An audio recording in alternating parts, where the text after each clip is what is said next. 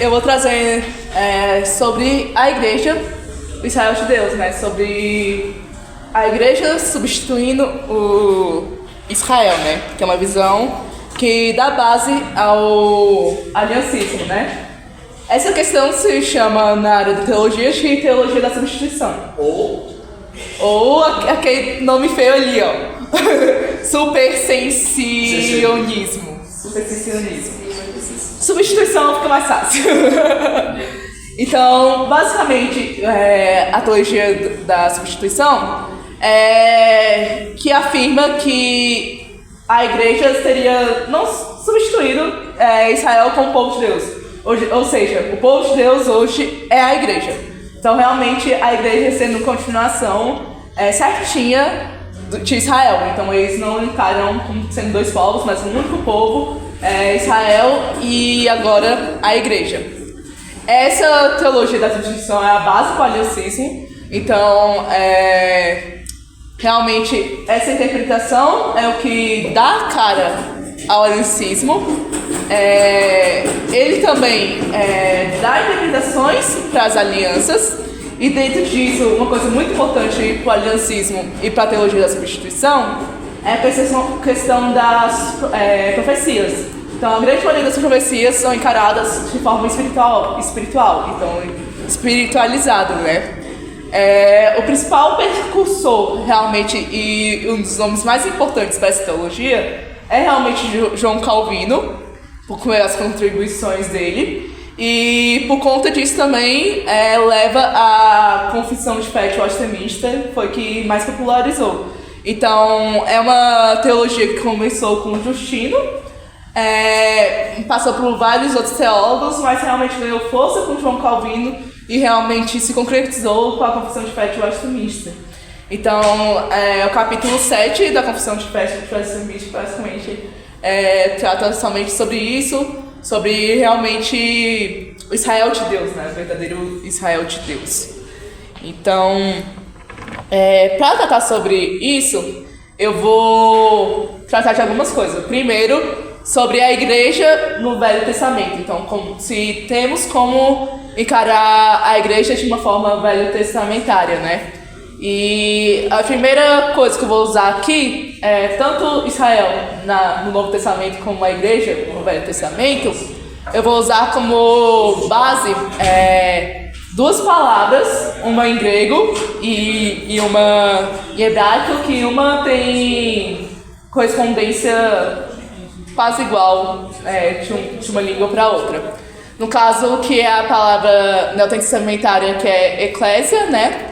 E o equivalente comum dele no Velho Testamento, kahal. Isso, kahal. Ou seja, os dois têm basicamente o mesmo significado, que é assembleia, reunião, ajuntamento. Então, essas duas palavras têm basicamente o mesmo sentido, que é a igreja.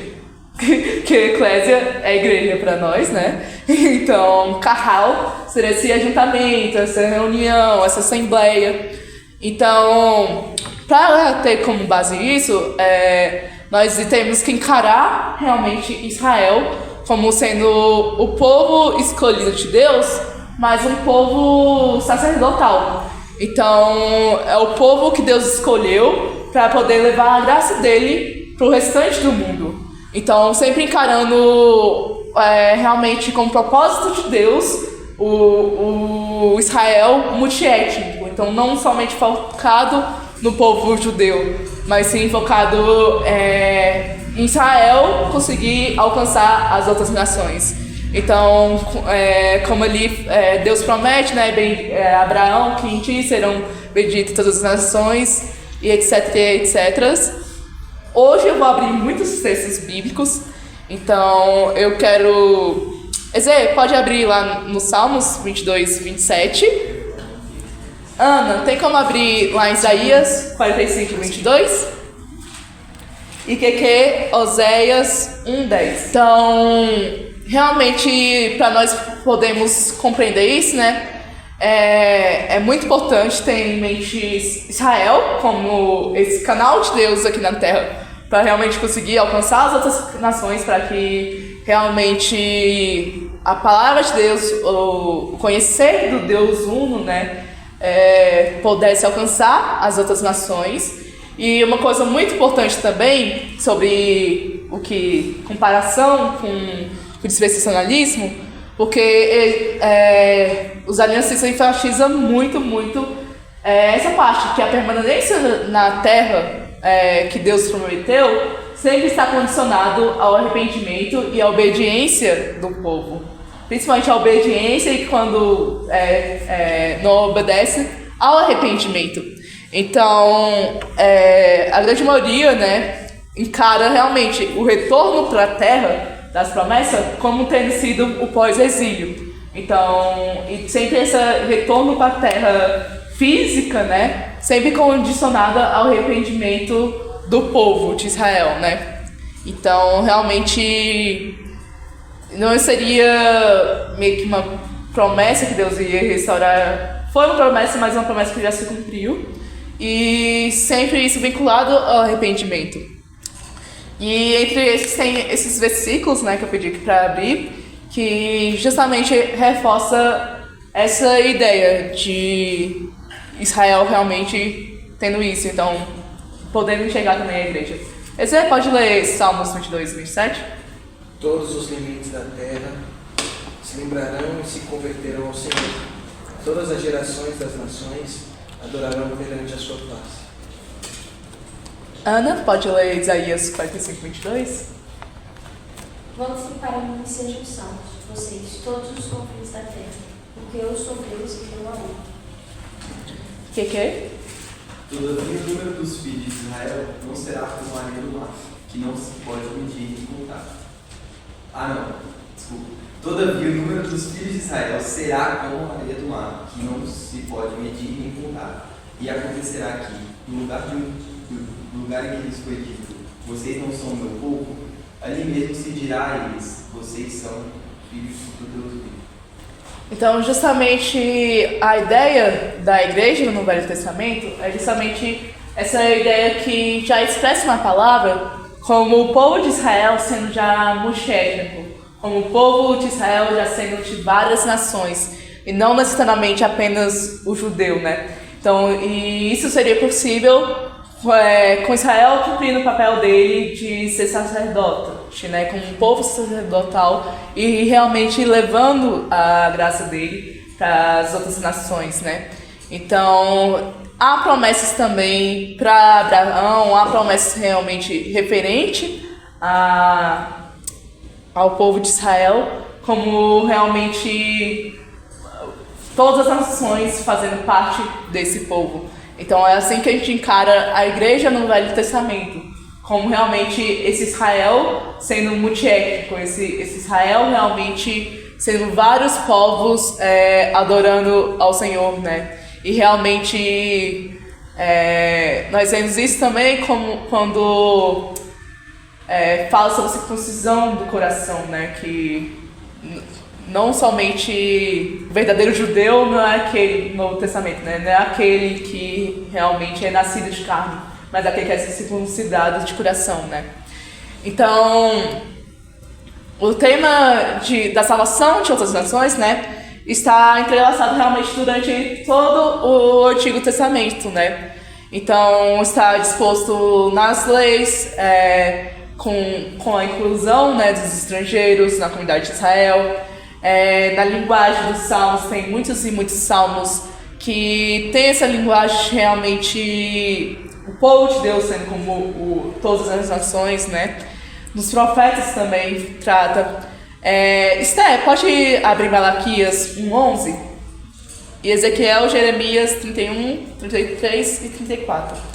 Então, justamente no Velho Testamento, para encarar realmente como uma continuação para a igreja, né? É realmente encarar o povo de Deus como aquele realmente que crê em Deus, que realmente segue, e realmente como esse ajuntamento do povo, também já encarando como a igreja no Velho Testamento já. Pois do Oriente ao Ocidente, grande é o meu nome entre as nações. Em toda parte incenso é queimado e ofertas puras são trazidas ao meu nome, porque grande é o meu nome entre as nações. diz o Senhor dos Exércitos. Eis que dias vem, diz o Senhor, em que farei um concerto novo com a casa de Israel e com a casa de Judá.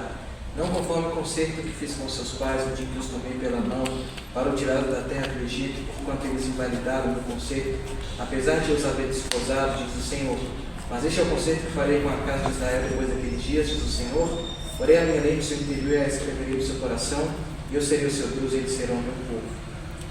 Então, realmente, a teologia da substituição reforça muito a ideia de Deus ter um só plano e um só povo para concretizar esse plano, né? Esse pacto. Então, justamente essa questão de todas as nações louvando e adorando ao Senhor é bem presente já no Antigo Testamento, né?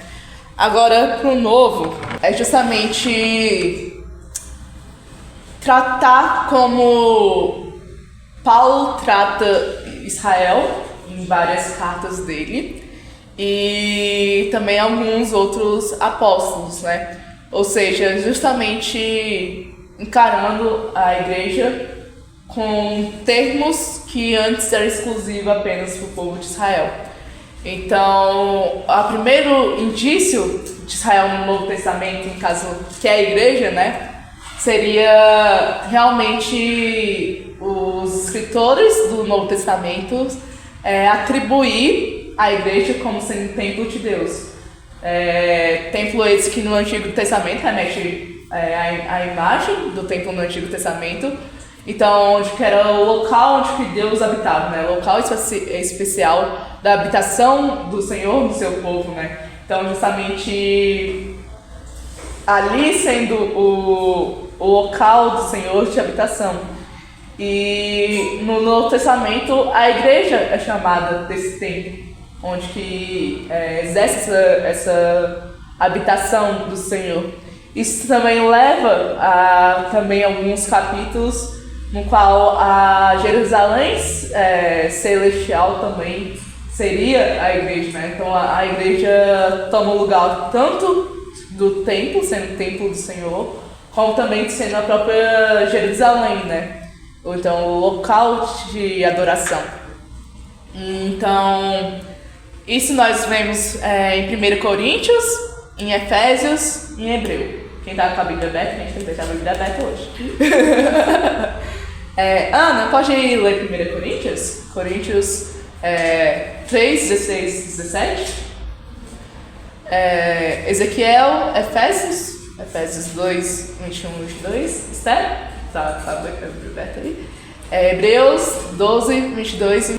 Vocês não sabem que são santuário de Deus e que o Espírito de Deus habita em vocês?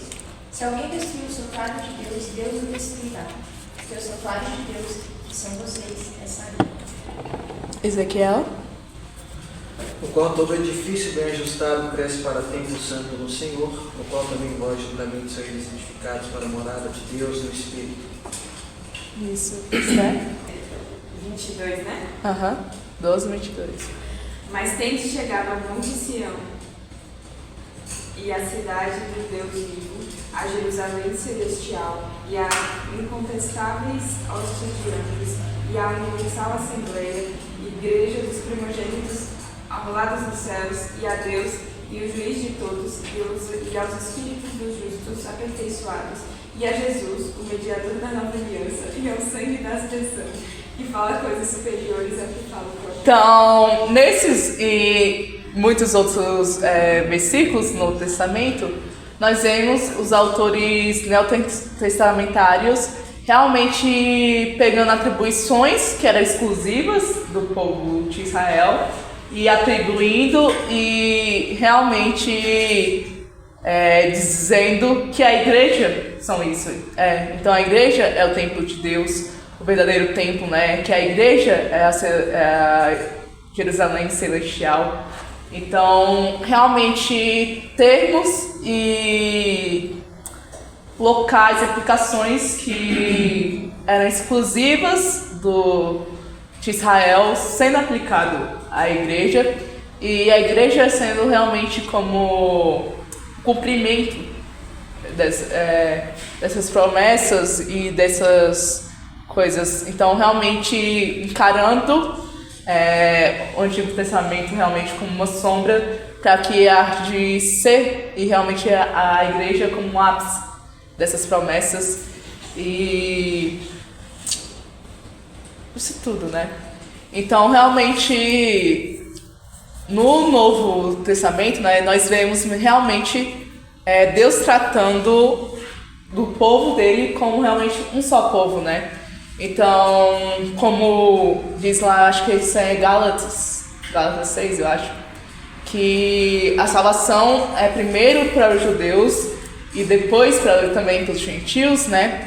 Mesmo que tenha essa ordem que ali a palavra diz, mas que realmente durante toda a história o Senhor está realmente reunido para si mesmo um único povo, realmente um só povo, e composto por judeus e gentil, igualmente, né? Então, eu querer que... O que é abrir em 1 Pedro? 1 Pedro 2, 9 e 10. Ana, abre em Apocalipse 2, 17. E Ezequiel, Isaías 62, 2. Então, realmente, essa ideia de um único povo, né, de Deus tratando, tem nesse versículo. Vou deixar Romanos de lado, porque vocês já vão ver. Então, aqui, Apocalipse e Isaías estão entrelaçados. Então, a mesma linguagem que Deus usa em Isaías, ele usa em Apocalipse também. Então, 1 Pedro, bem conhecido. Vocês, porém, são geração eleita, sacerdócio real, nação santa, povo de propriedade exclusiva de Deus, a fim de proclamar as virtudes daquele que os chamou das trevas para a sua maravilhosa luz. Antes, vocês nem eram públicos, mas agora são povo de Deus. Antes, não tinham alcançado misericórdia, mas agora alcançaram misericórdia.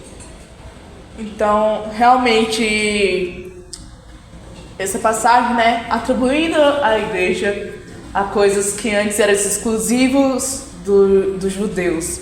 Então, realmente, nós como nação santa, sacerdócio real, e realmente chamados com o mesmo chamado que Israel.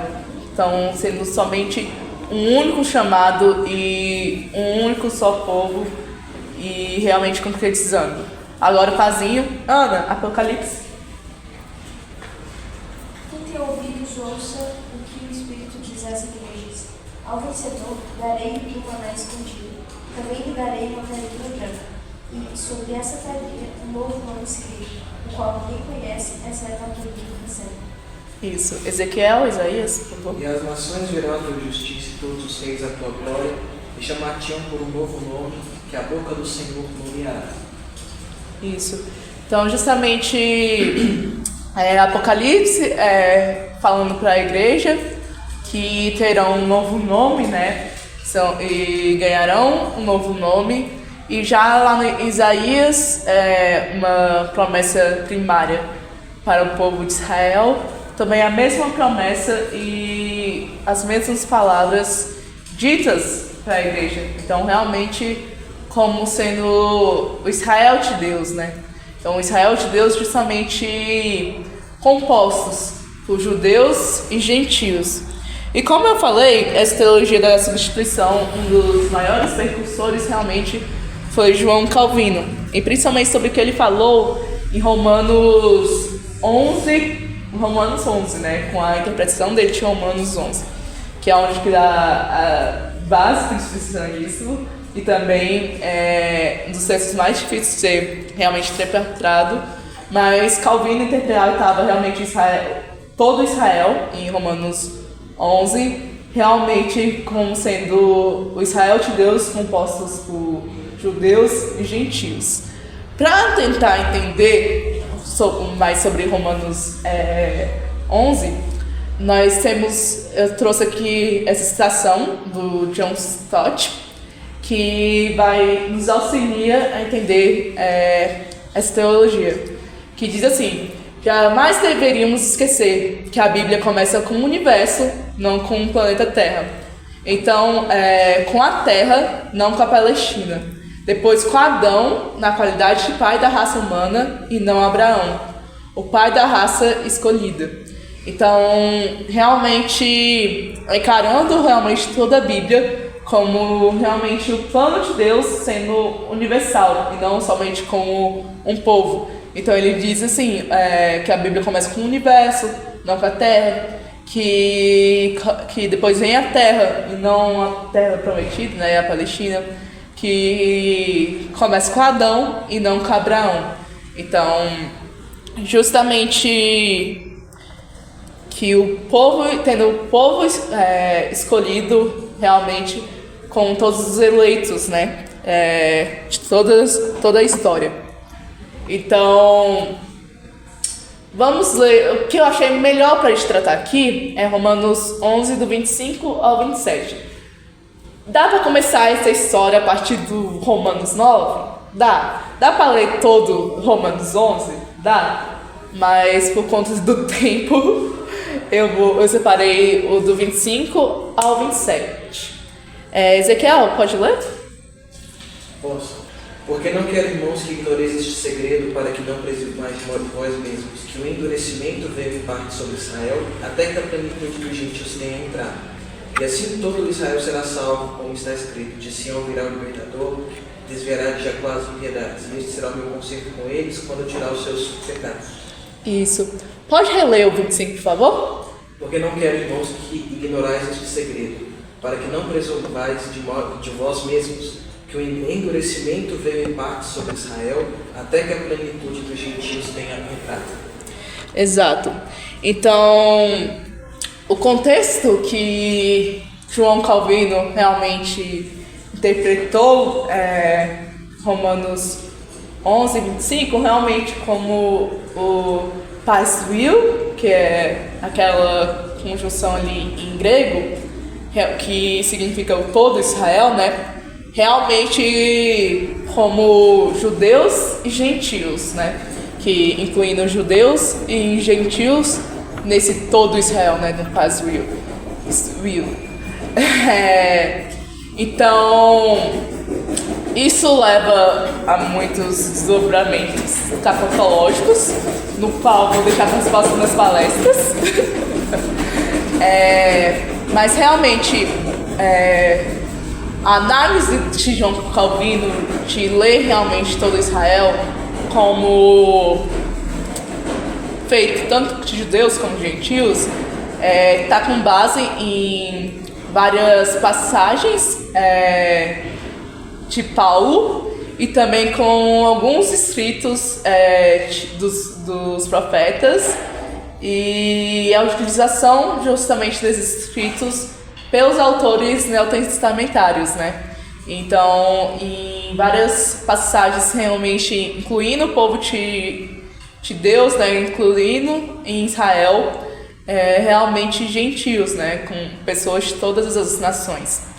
Então, essa era a visão de João Calvino sobre esse texto de todo Israel, né? Com esse texto escatológico, né? Então, todo Israel será salvo, seria referente mesmo a todos os eleitos de todas as eras.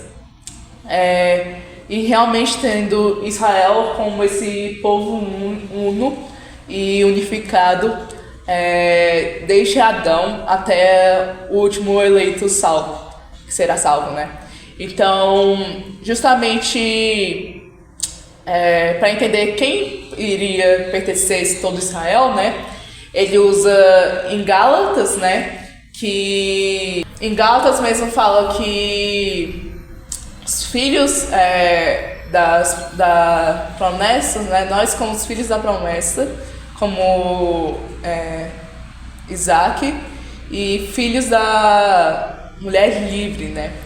E no fim da carta realmente encara nós como Israel de Deus. Então, em outras cartas, né, fala que já não há mais judeu, nem gentio, nem escravo, nem livre, etc, etc. Então, realmente, Calvino encara Romanos 11, 25 a 27, realmente como todo o povo eleito, todo aquele que crê em Jesus, todo aquele que realmente for verdadeiramente circuncidado do coração, como realmente Israel de Deus, né? Israel de Deus sendo realmente esse Israel composto multietnicamente, né? Não como um povo étnico, mas como realmente um povo composto por gentios e judeus. Só que agora, uma das coisas que eu mais ficava assim, questão do aliancismo, que foi uma coisa que na palestra do Arthur eu me atentei. Que na teologia, na sistematização, a gente já encara logo a igreja como Israel de Deus, esquecemos de um mínimo detalhe, que eu chamei de o verdadeiro Israel de Deus. Quem realmente é o verdadeiro Israel de Deus? O verdadeiro Israel de Deus, na verdade, assim como Israel passou pelo Egito, ele também desceu e subiu do Egito, como está escrito lá em Mateus 2. O verdadeiro Israel de Deus, assim como o povo de Israel, ele passou por tribulações no deserto. Foi também tentado no deserto. Como Mateus 3, 17, Mateus 4, 11, do 1 ao 11 também conta essa história. O verdadeiro Israel de Deus também passou por um exílio. Realmente ali, inclusive, morreu e ressuscitou. Esse exílio realmente teve isso ali. O verdadeiro Israel de Deus é o verdadeiro templo de Deus. É a verdadeira habitação de Deus. E realmente chama o seu corpo como templo. Alguém pode ler Mateus 28, 1 ao 10? É muita coisa. Mas agora não lembro o versículo. Mas que realmente fala como o corpo de Cristo realmente sendo o templo do Espírito Santo, realmente sendo o templo de Deus, né? Então, o verdadeiro Israel de Deus é o Messias prometido, é Jesus Cristo. Então, ele realmente, em toda a caminhada de Cristo aqui, meio que ele refaz a história de Israel. Então, ali, né, Mateus 2 conta a história de quando Cristo foi ao Egito e saiu do Egito. Ali em Mateus 3 fala sobre a tentação de Jesus, né, ali no deserto, né? E ali ele foi ao deserto para ser tentado, passou por provações no deserto. Tem também várias similaridades da história de Cristo com a história de Israel. Então, realmente, Cristo cumpriu todas as profecias e todas as promessas. Cristo é o verdadeiro templo, e que nem o Arthur falou na palestra dele, Cristo é o verdadeiro culto, né? E realmente, as promessas e os planos do Deus Trino realmente estão cumpridas em Cristo, né?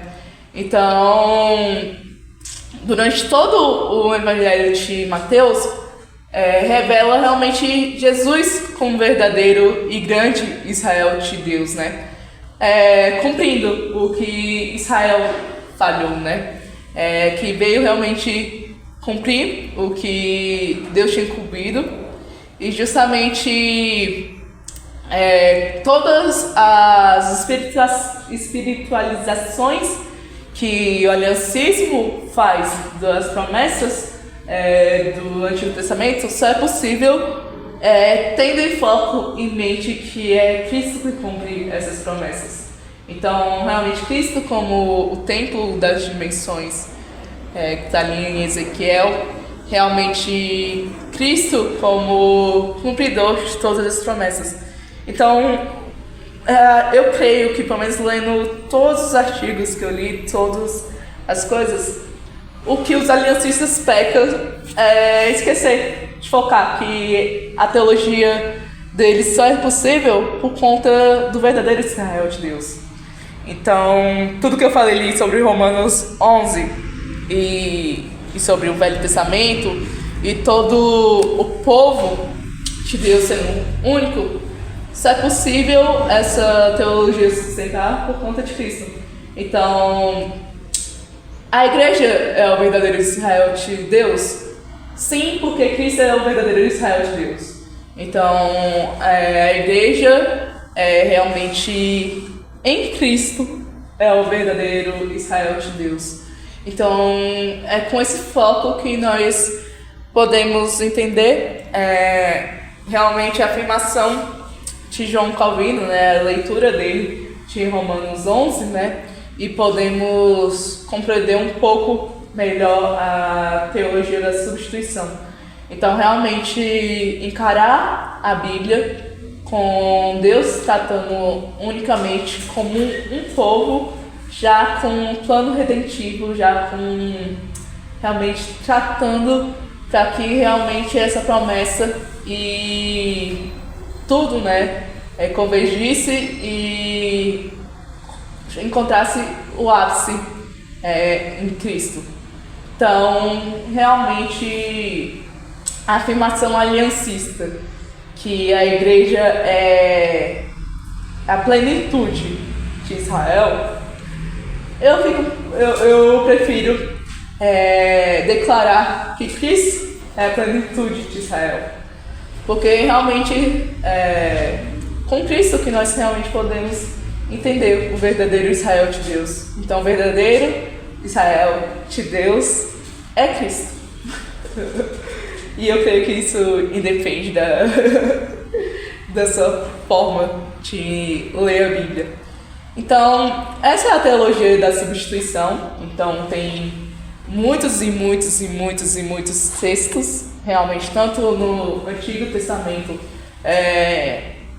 se tratando do povo como um povo multiétnico, tratando realmente o povo como um povo de várias nações, né? Realmente que com toda a terra glorificando e bendizendo o Senhor. As evidências no Novo Testamento seria realmente atribuições que antes eram só dadas a Israel, sendo dadas à igreja, como nós lemos, né? E realmente